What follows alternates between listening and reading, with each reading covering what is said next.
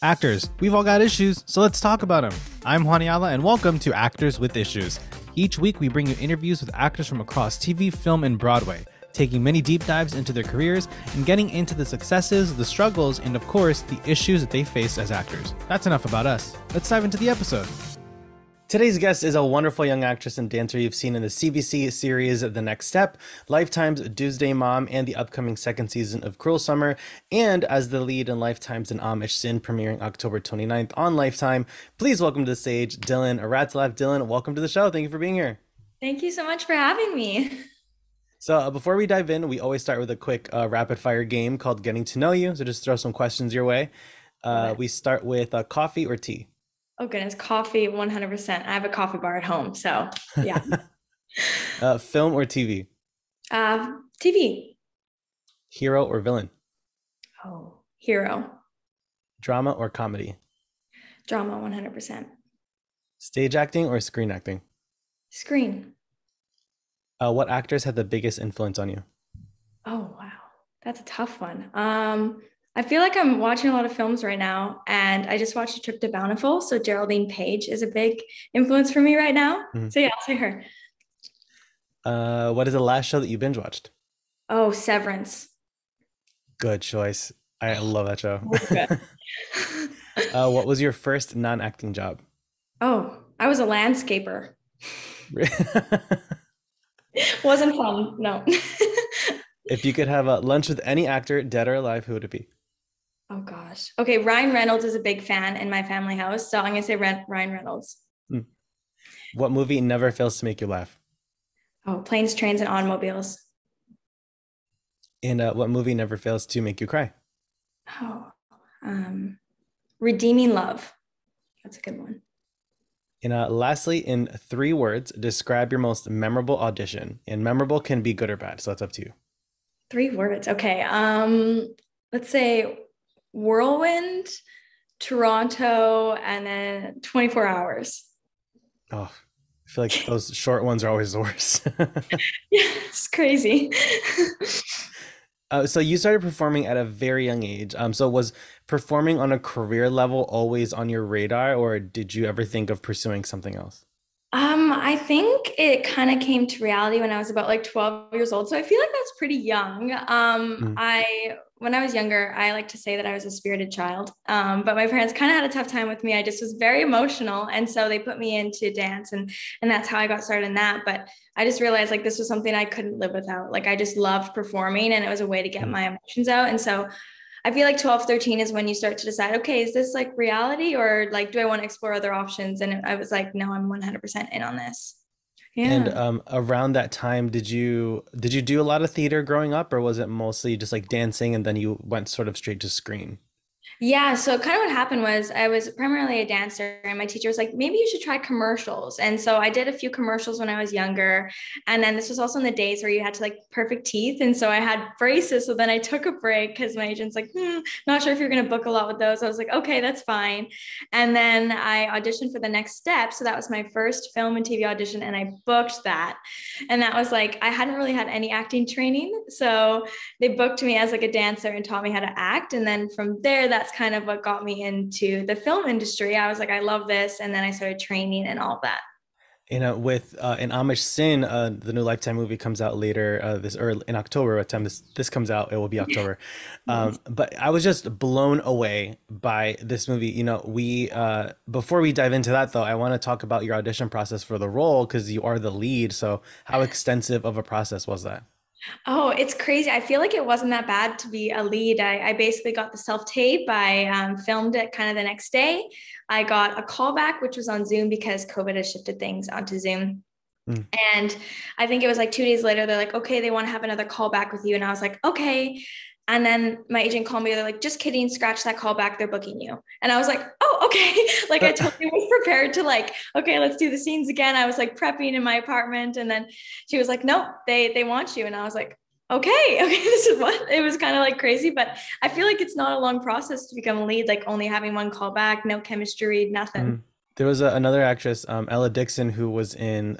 She was just in The Bad Seed Returns, Okay, yeah. and she sort of said similar thing. It was a very quick turnaround. She booked off the tape, I think maybe one callback as well. And, Yeah, you it's know, because crazy. usually it could be like a weeks long process, and Lifetime's like, nope, we got them. They're good. Yeah, especially because like the film time's only 3 weeks, right? I feel like just the whole process is like really fast, and so they just like, yeah, get him in and get him out. It's just like, yeah, couldn't believe it. Mhm. And between booking the role and filming, how long of a time period was that? A week. Really? Oh my Yeah. God.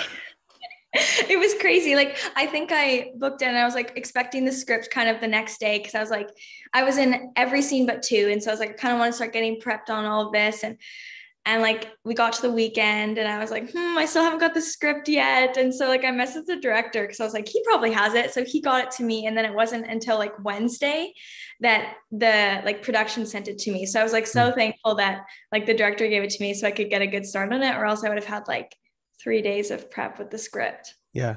Oh It's crazy. gosh.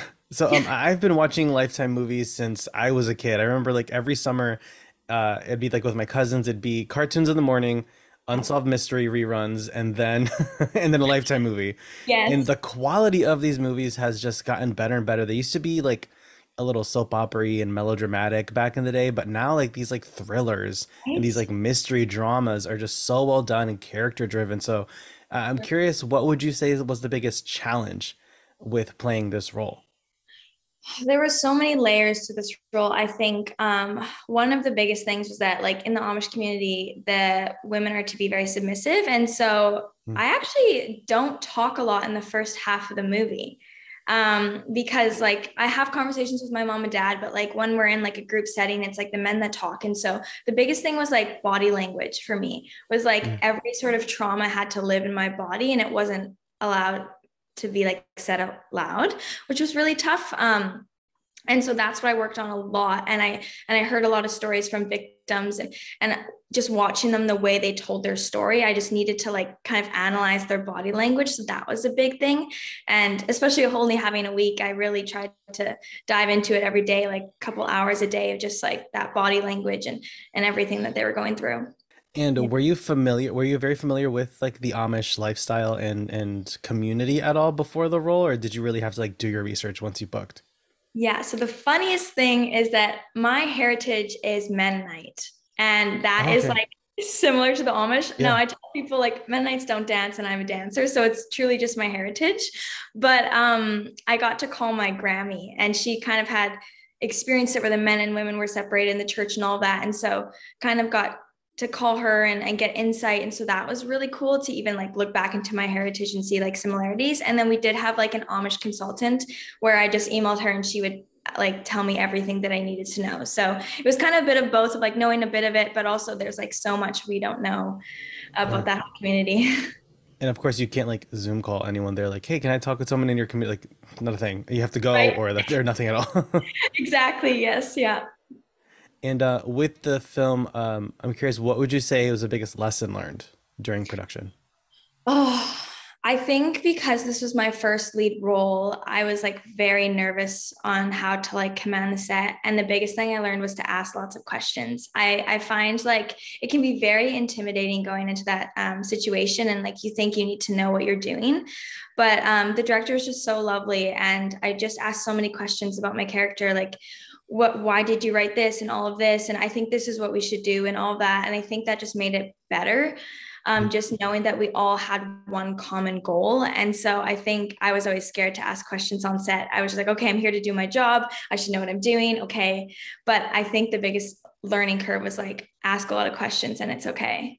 Yeah, I feel like lots of young actors tend to, you know, like you said, sort of go in and that's their they know that they have the job to do and they don't want to ask a question. They don't want to like come off as annoying or Yeah. Or like you don't know needy, what you're but doing, like all of that. Yeah. exactly. Yeah. But of course, you know, actors have to have that, artists of all kinds have to have that agency and that willingness to go forward and not really be afraid of it. Of course, it's easier said than done. So, Totally. Yeah. And yeah, that's why I learned it kind of as the days went on. The first day I definitely was just like, okay, you got this, Dylan. Like it was just like so nerve wracking. And then obviously you get more comfortable as the time goes on. And so that's was my primary learning curve. and with the character, what are you most looking forward to for audiences to see and to learn from the movie? She has just the most crazy arc ever. I feel like when I was working through the script, there was like two constant goals or things she was kind of like being pulled in each direction. It was like to find herself Mm. or to never find herself, but knew like knowing she had a role in the community. And it was like, what was more important to her? And I think that's something everyone can relate to, is like having things that push and pull them in certain directions. And at the end of the day, like choosing yourself and choosing exactly what you want to do. Um, and yeah, just for people to find the courage to Mm. leave any sort of difficult situation that they're in. I think that's a big thing. Like, I feel like if Rachel could do it, like anyone can do it. Yeah. So with the name of our show being Actors with Issues, it's not to insinuate that we have issues, though we all have lots of problems as actors. But Totally. what would you say is a an obstacle that you've dealt with in your young, but I'm sure very varied career that you could sort of give some insight to any young actors who are listening? Totally. A big thing for me was putting weight on every single audition. It was Mm. like, if I don't book this, like I'm not good enough, or I need to book this because it's been 6 months or something like that. And it became so overwhelming that whenever I got an audition, I would just like panic. I'd be like, okay, I don't have enough time, because I would spend hours and hours on prep that I didn't need to. And I would just be like, okay, I have to put everything into this because I have to book this. And it just became way more of like kind of a job than enjoyment. And yes, it is a Mm. job, but I feel like as actors, we are blessed to have a job that we truly enjoy to do. And it became something that wasn't enjoyable. And so I just like had conversations with my mom, and she's like, you can't put weight on this. Like, you're talented, you do the work, set aside like 2 hours to work on it, film it the next day, and then let it leave your mind, because then you go on to the next one. I also recently saw a video how someone said, like, you go into an audition or you do an audition, you just went to work that day. And you're like, Mm. okay, if you look at it as if you're going to work that day, like you've already accomplished something. And I think a lot of actors are like, they don't feel like they've accomplished something until they book something. When really sometimes getting even just an audition is actually crazy when you think about all the people that audition for that role or don't get to audition for that role. I think Yeah. if once you get that audition, be like, okay, I'm working today. If you shift that mindset, I think it improves so much. Yeah, absolutely. I think that you know, that young actors tend to forget how many people get submitted for a role and then how few slots there are for self-tapes or auditions, and then only one person gets it. One of our most recent guests, Yuji Okamoto, he plays Chosen in Cobra Kai, Oh, cool. and he originated the role like 35 years ago in the second movie back in like the 80s. And he basically talked about the same thing, saying that he remembers putting all this pressure on himself when he was younger, and to just sort of let it go and just, you know, have fun, enjoy. It's called, you're doing a play, it's a play for a reason, you know. Exactly. Yeah. I even like before booking this role, like I was in such a place where I was like, if I don't book something by the end of summer, like I'm just not cut out for this. Like, I had been successful in dance, and I was like toying with, okay, do I choose one or the other? And so I was like, if I don't book something by summer, like this is it. And it's such a pessimistic view. And then once the biggest thing I learned was that the audition actually is the hardest part of the process. Once you get on set, it's so fun. Like that you like get reminded of like, this is why I do it. I feel like the audition is actually the scariest part. And so I keep having to remind myself, I went to work that day, I auditioned. That was the hardest part. And if I book this, it's all fun and games after that. And so that was like a big shift getting to work on this movie. It made me realize that. And looking ahead, what's on your bucket list? Are there any genres you haven't done yet you really want to do, or do you want to dabble into like writing or directing in the future? Yeah. What's the goal? Oh my gosh, I would love to do stunt work. I think Mm. so. As a dancer, I love to do something called acro, which is very similar to gymnastics. I don't know why I really gravitated towards flipping and all of that. And I think Mm. if I could fuse like an acting role with stunts, that would be like my dream role. Like something like Marvel, something like that would be like, I think, so cool. Yeah. If they do a sequel to The Greatest Showman, they need acrobats and all that. You never know. Seriously, call me. I would love that. So before we go, we always end with a few non-rapid fire questions, so the pressure's off. So a fill in the blank. If I weren't working in the arts, I'd be. Oh, a chiropractor or physiotherapist. Had that ready. It's so funny. I'm like the most non-artist artist. I'm so like in school, sciences, like everything to me is like an equation, and I just like loved the human body. So yeah, if I wasn't dancing or doing that, I would want to go to school to be a chiropractor, physiotherapist. Awesome. What role have you had the most fun playing? Oh, Probably this one, probably Rachel. Yeah. Mm. What is the best advice you've ever gotten? Oh, best advice. Goodness. Not yet. I like that. Yes. It's very broad, but that's great. I really like that. Yes. And what is the worst advice you've ever gotten? Okay, worst. I think I have two. Don't eat carbs. I love bread. And you have to move to LA to make it. Yep. Yeah, And those. lastly, in 10 words or less, what advice would you give to a young actor? Okay. I think I'm going to go back to what I said before on my biggest struggle. Don't put weight on auditions. It's the Mm, biggest one to help me. Yeah. awesome. Well, again, Dylan, congrats on this incredible movie. Where can folks find you on social media or Instagram if they want to give you a follow? Yeah. Both my Instagram and TikTok are just at Dylan.Ratzlaff. So you can find me there. Those are the two I use the most. Awesome. And folks, you know the drill. You can find us on Instagram at Actors with Issues. Give me a follow at Juaniala Official, and you can find more of our show on YouTube, Spotify, Apple Podcasts, wherever you get your podcasts every Monday with new episodes, with bonus episodes on Thursdays. And don't miss Dylan Ratzlaff in an Amish Sin premiering October 29th on Lifetime. I'm Juaniala. This is Actors with Issues, and we'll see you next week.